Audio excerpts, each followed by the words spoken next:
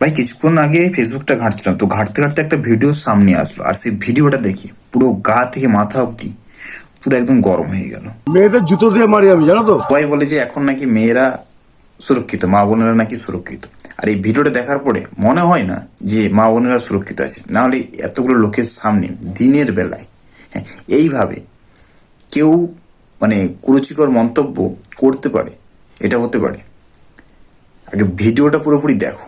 নাম কি আপনার? নাম কি আপনার? নাম আমার নাম ডবল জিরো ফাঁক ফাঁক। তোর মতো মারিস না, আমি দুবেলা পুলিশ নেতা ডেকে নিয়ে আসবো, আমার যদি বাল ছিটতে পারে। আমি কে যদি জানিস না, তোর উঠে যাবে। তোর পুলিশ নেতা ডেকে নিয়ে আসবেন, যা, আমি দাঁড়িয়ে আছি, যা। মেয়েদের জন্য সমস্ত রকম প্রকল্প তৈরি করা হচ্ছে, যেমন এই কন্যাশ্রী, ঠিক আছে, তারপরে রূপশ্রী, ভাই সব কিছু করছে ঠিক আছে, কিন্তু এই যে নারীদের প্রতি যে অত্যাচারটা হচ্ছে দিনে দুপুরে, ভাই সেটার জন্য কোনো কিছু প্রকল্প রেডি হচ্ছে না।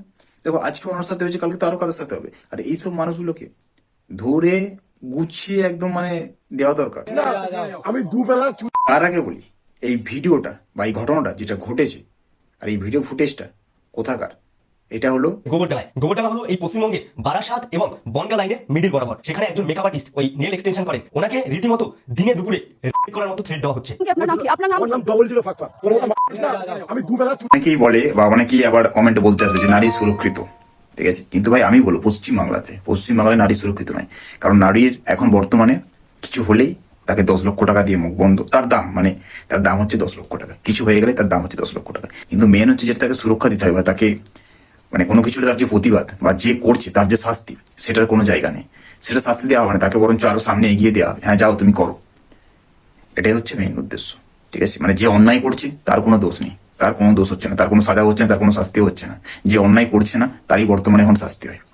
তো সেদিক থেকে আমি বলবো এই যে মানুষটি মানে এই যে জানোয়ার, এক কথায় এই ব্যক্তিটাকে অবশ্যই ধরে উদম কেলানি দেওয়া দরকার। আর দ্বিতীয়ত কথা হলো, আর যারা দাঁড়িয়েছিল ওইখানে, ভাই তারা কি হাতে মানে কিছু ছিল না? তারা মানুষের মধ্যেই পড়ে না, তারা মানুষের মধ্যে পড়ে না। একটা মেয়েকে সেখানে সেই জায়গাতে কুরুচিকর মন্তব্য করছে, সেই জায়গাতে উল্টোপাল্টা গালিগালাজ করছে এবং কি তাকে থ্রেট দিচ্ছে, রীতিমতো তাকে থ্রেট দিচ্ছে। তারপরেও তারা চুপ দিয়ে তারা আবার বলছে যাও যাও যাও যাও। মানে কিরকম ধরনের মানুষ হলে মানে সে কি, সে ওখানকার ডন নাকি? ভাই এইসব মানুষ, সত্যি কথা বলছি, এইসব মানুষ যদি আমাদের এরিয়াতে হতো, ও এতগুলো কথা বলার সাহসই পেত না, এতগুলো কথা বলার সাহসই পেত না। ও কখনো হয়তো নিচে পড়ে থাকতো, ঠিক আছে। তাই প্রত্যেক মানুষটা বলে ভিডিওটাকে এমন পরিমাণে শেয়ার করে এই ব্যক্তিটাকে যেমন ধরে প্রশাসন, পুলিশ যেমন এই ব্যক্তিটাকে শাস্তি দেয়। তাই তোমাদের কি মতামত অবশ্যই কমেন্টে জানিয়ে দিও।